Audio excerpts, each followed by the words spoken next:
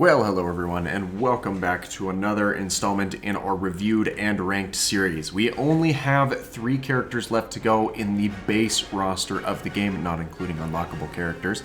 And today's character is one of, in my opinion, the most fun characters to play as, and one of the very first team members that I ever had in my initial playthroughs of Ultimate Alliance 3, and that is Venom.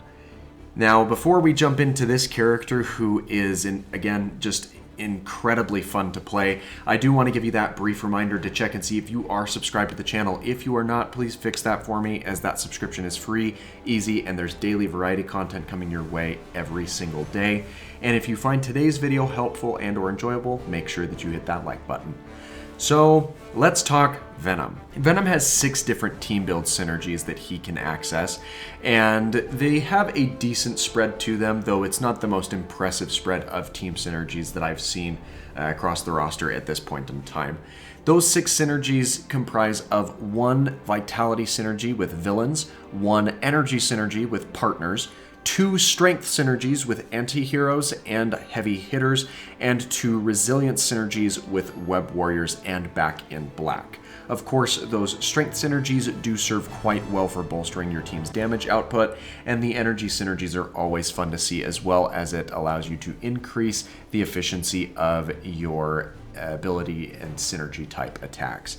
Apart from that, there are other characters that tend to outclass them in terms of the distribution and concentration of the synergies that they have, but it's by no means a complete letdown with this character and has its applications, to be sure. Moving right along to the basic functions of the character, we first off have the basic attack sequence, which is 3 rather beefy hits from Venom, which is fairly consistent with a lot of the other tank type characters in the game.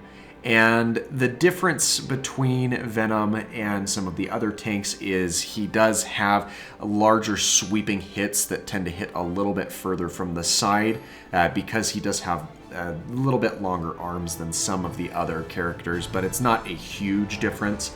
And the fun little notion that you have here is at the end of that 3rd hit, if you do not put in another input, he will have a fun little taunt type animation, which is very unique to him and fitting with Venom's character in general. Venom's heavy attack actually has a decent amount of range to it, though there are other heavy attacks that definitely outrange him. It involves 3 bursts of the symbiote rising up from the ground in a line out in front of Venom, allowing him to extend his range just a little bit. And if you really wanted to, you could combo that out of the first 2 hits of his basic combo to extend some of the hits and damage that can take place before knocking some of the opponents away.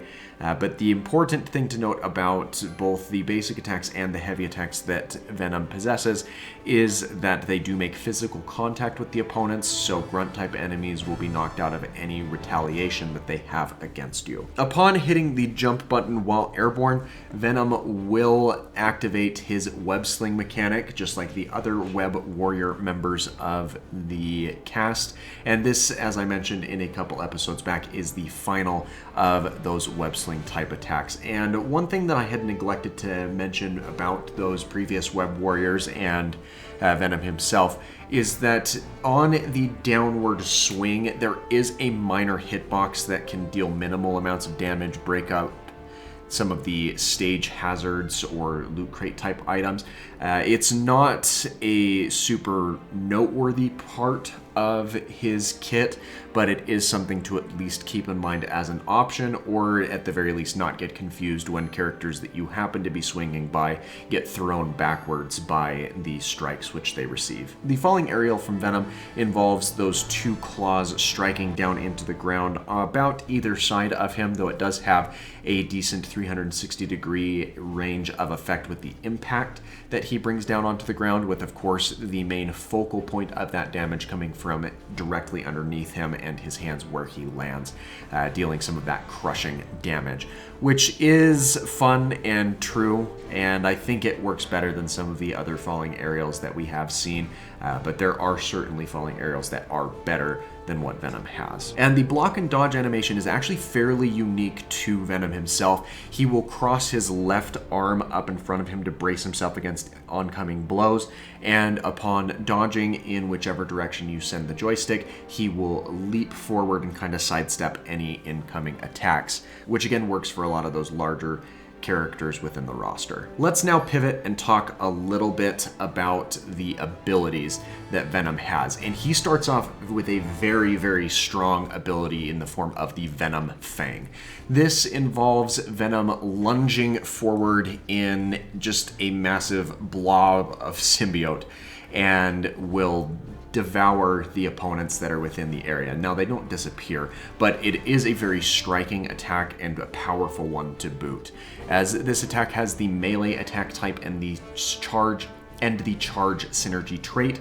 It benefits from a B classification to damage, a C classification to energy points used, and an A classification to stagger damage dealt, and covers a very nice range and allows Venom to move in on opponents that are either retreating or swaths of opponents that are descending directly down in front of him. You can momentarily adjust the angle that he jumps out at, but once he engages in that lunge, he will continue in a straightforward trajectory. So just keep that in mind, but it is a very powerful ability to use, especially for being the first ability that he has access to.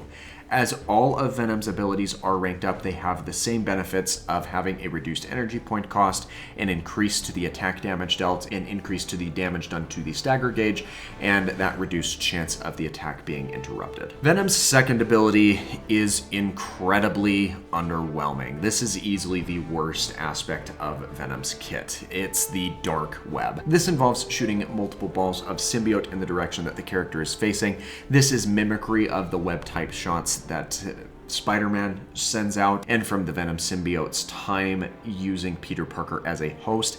However, it does not have the benefit of applying a webbing or a binding to your opponents. It's a very lackluster range option that is incredibly inconsistent and drains through your energy points very, very quickly. This attack, it is in the projectile type and has the rapid fire trait, though it's not as much rapid fire as a lot of the other rapid fire attacks that we have seen from many other characters in the cast, and again has a C classification to damage, a C to the energy points consumed, and a very lackluster E rating to the stagger damage that is dealt.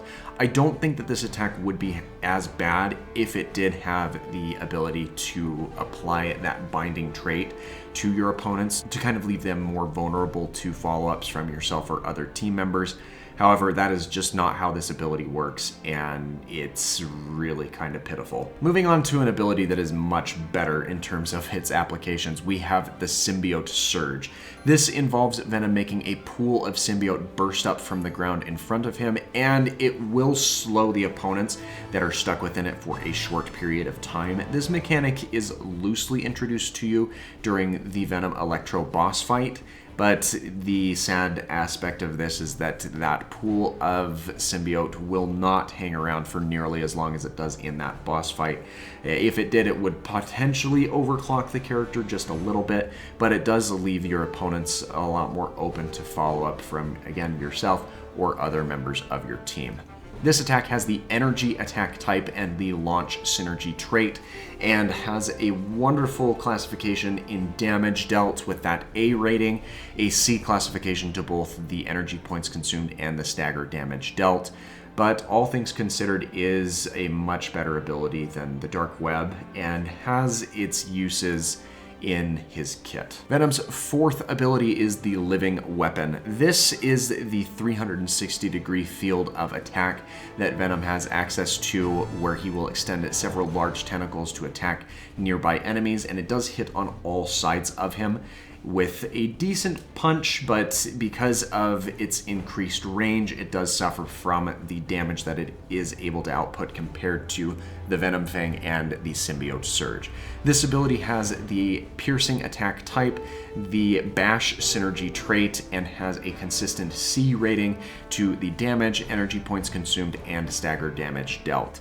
Again, it's a really nice get-off-me tool to create a lot of space around Venom if he finds himself surrounded by some opponents, but if you are looking for specific types of damage, I would encourage you to default to either the Venom Fang or the Symbiote Surge, especially if you're looking for targeted damage to either the stagger gauge or to just general damage altogether. Not an ability to rule out, but just keep in mind that you may not want to use this one as frequently as some of the others. Now, Venom's extreme ability is, in my opinion, one of the best animated attacks in the entire game. He will throw out a couple of different pools of the symbiote, which he will then dive into before resurfacing in the form of a massive pair of jaws right from the very center.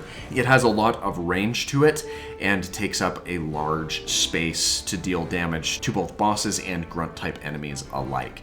It even has a decent timer on it, taking just over 5 seconds to run its full completion before the character again becomes actionable and you can follow up with other attacks.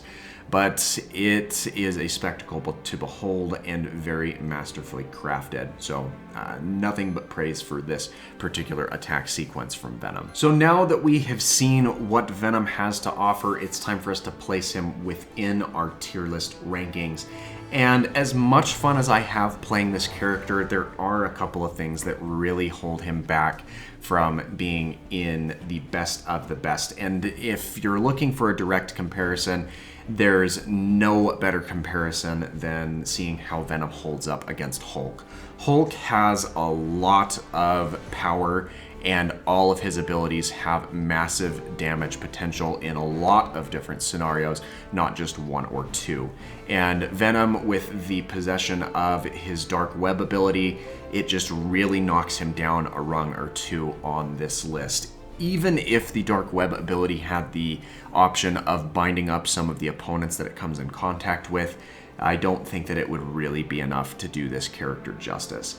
However, I do feel like he still belongs at least in the top half of the list. So as I'm looking here, the best place that I can feel to place him is right here between Gamora and Storm. And again, a lot of that just comes back to the fact that he, as a heavy character, doesn't quite stack up against the likes of Hulk, Thor, Ghost Rider, and Luke Cage. I can't do it, and it sucks, but that's just kind of how the cards were dealt to Venom, and we'll go ahead and get him placed there with those other characters here in B tier. But what do you think? Do you agree with my ranking? Do you disagree? Do you feel like there's anything that I overlooked or undersold for this character? Make sure you let me know what your thoughts are in the comments down below. And again, if you did enjoy today's video, make sure that you leave a like, and I've got that variety content coming your way every single day. So if you've made it this far into the video, make sure that you subscribe if you have not done so already. Thanks again for letting me take a moment of your time. I'm going to correct a lot of this off camera as I can't really focus on it while I'm talking, but I do thank you for being here, and I hope that you have a fantastic rest of your day. Take care, everyone.